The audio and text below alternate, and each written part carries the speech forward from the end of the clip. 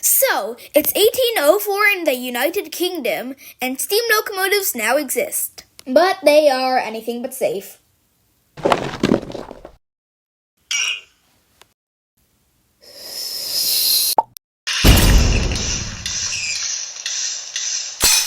But those trains got bigger, stronger, much, much longer, faster too, of course.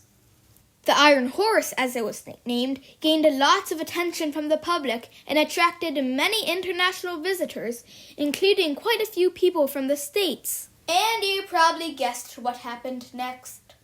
America likes trains. They built their own railroads. They brought a bunch of legal stuff that today we'll ignore. The trains keep evolving just like they did elsewhere, and at this point, trains are basically everywhere.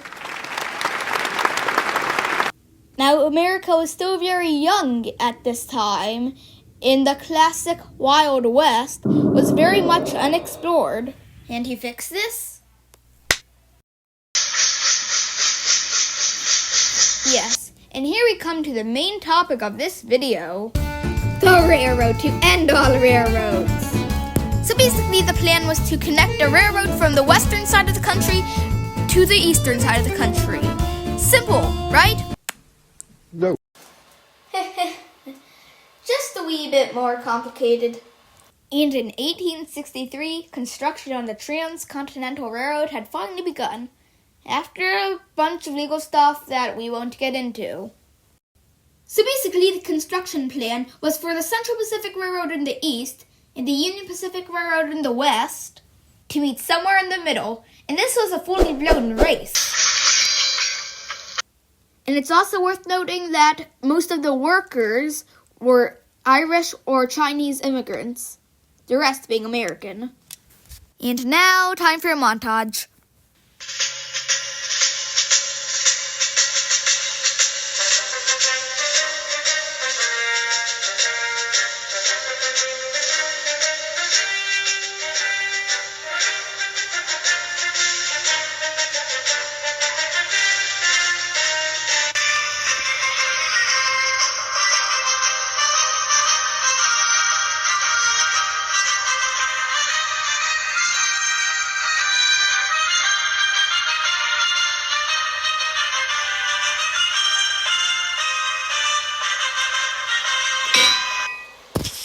And just like that, the two railroads met in 1869, and the Transcontinental Railroad was finished with a golden spike. Oh, you thought that was the end, eh? Well, it's not like that was the end of train evolution.